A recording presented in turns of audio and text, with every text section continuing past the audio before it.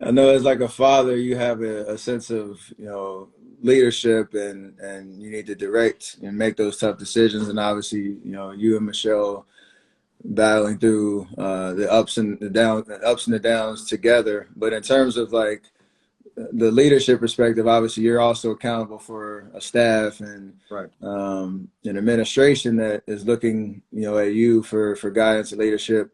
Right. And I'm not. They can't compare, me in my locker room to the White House. But in terms of the position I'm in and being the oldest guy in the locker room and having to You lean are, into that leadership, you're an old man. I didn't say all that. I just said I'm the oldest. That can mean that I'm a young old. So in terms of leaning into that leadership and mentorship Yeah. side, are there any examples of where that materialized for during your first term, Yeah. and some tough decisions or some ways that you leaned into that role as the Yeah. president?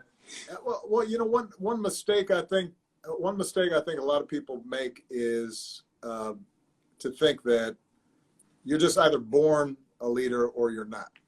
When in fact, leadership is like anything else. It's a skill, Mm-hmm. and there are a bunch of different ways to do it. I've known people who were great leaders, but were really soft spoken, and weren't always trying to seek attention. I think that the thing I try to communicate in the book, and I learned this. I wasn't always perfect at it.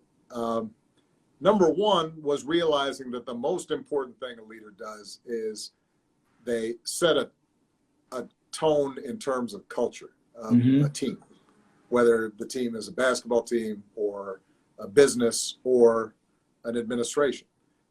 And so, what are the values around which you are organizing yourselves? One of the things I'm most proud about during my administration is we never had a scandal. And the reason was that I felt it was really important, if you have been elected to serve people, that's why you're there. And Mm-hmm. we were very clear to everybody who was serving, look, if you're here because of something other than service, then this is probably not a good fit for you. If you're interested in leveraging this to make money somewhere down the line, well, there were a lot of other ways of making money than being in public service. If you're interested in the attention, well, you know what? Right now, we got a job to do. So I think being clear about what your values are as an organization, that's part of leadership. The second thing, and this I know you can relate to, because there's a direct analogy in basketball or any team sport, is figuring out how do you help the people around you succeed. Oh, Right? absolutely. And so one of the things I learned in the White House and in my campaign, I'll use a campaign story as a better example. I would not have won the presidency if I had not won Iowa, because that was the first big test, the first state where you have an election contest back in 2007, 2008. And, it was 98% white, a lot of rural voters. People didn't think that somebody of my profile could win that state. And the reason we won is not because I was the best candidate.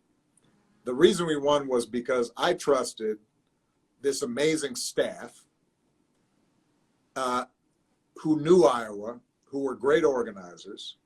They in turn hired a bunch of young people, many of them fresh out of college, or had didn't have a huge lot of experience, but we trusted them to go into these little towns, talk about what we were about, talk about healthcare and jobs, but also listen to people, find out what they believed in, what they cared about.